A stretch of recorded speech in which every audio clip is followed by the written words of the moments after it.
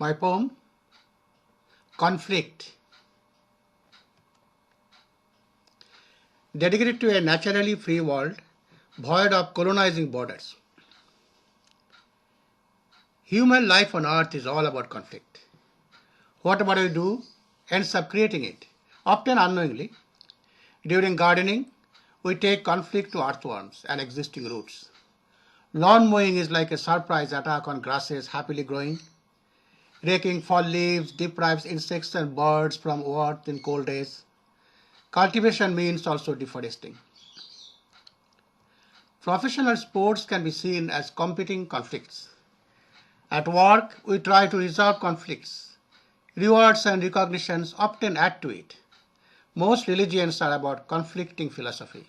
Politics about conflicting ideology. Landlords create conflicts to confiscate land and property. Monarchs inflict conflict to democracies, running virtual military regime as constitutional monarchy. National security, if exposed, creates citizens' vulnerability. New language imposed on people create conflict for superiority. Illegal sanctions against countries stimulate conflicts among communities. Biblical events are full of conflicts. So are Valmiki and Homer's epics. Conflict is embedded in the Bible as God's covenants, occupying ancient Canaan for the vassals, blessing them for multiplications and expansion to rule the promised world, at the cost of death and destruction of the earthly Semites. Conflict for the bread and butter replaced God by the lords, as the vassals fought for possessions, whether it's land or capitalist corporate treasures, keeping rivalry alive for lords' pleasures. Fishing trips bring conflict to lakes and oceans. Hunting trips spread conflicts in the forests. Ecotourism legally terrorizing species. But Zionists can really take conflicts to the natives, imposing dominating rules, encouraging divisive motives against natural freedom and cultural bliss. Poems by Kulki. Conflicts among humans on earth natural, meant to be resolved humanly. Military interventions only make conflicts cancerous. But why do we have so many violent international conflicts, despite innumerable world bodies as guardians, empowered with visionary technologies for honest preemptive diplomacy? We must address the source of conflicts. Quote, I contend that we are the first race in the world, and that the more of the world we inhabit, the better it is for the human race. If there be a God, I think that what you want me to do is paint as much a map of Africa British red as possible. British Zionist Cecil Rhodes, who advocated the British Empire re-annexing the United States of America and reform itself into an imperial federation to bring about a hyperpower.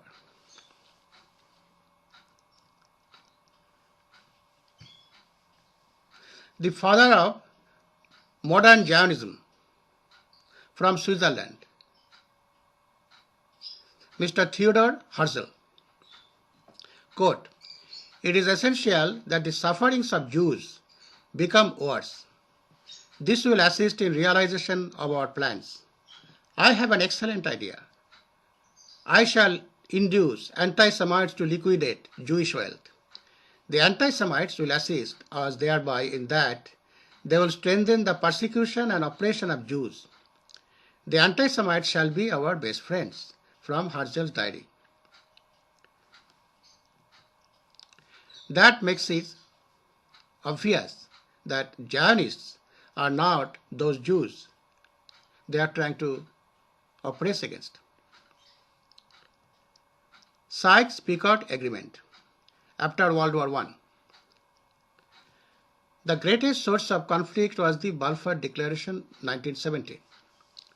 Lord Balfour wrote a memorandum from the Paris Peace Conference which stated that the other allies had implicitly rejected the Sykes-Picot Agreement by adopting the system of mandates.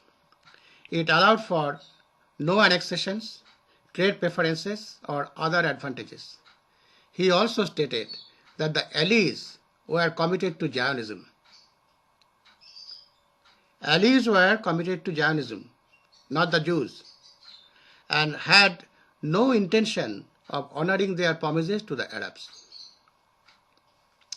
United Nations General Assembly in 1975 declared Zionism is racism, watching helplessly Zionists destroy UN and world institutions for monarchical NATO allied supremacy.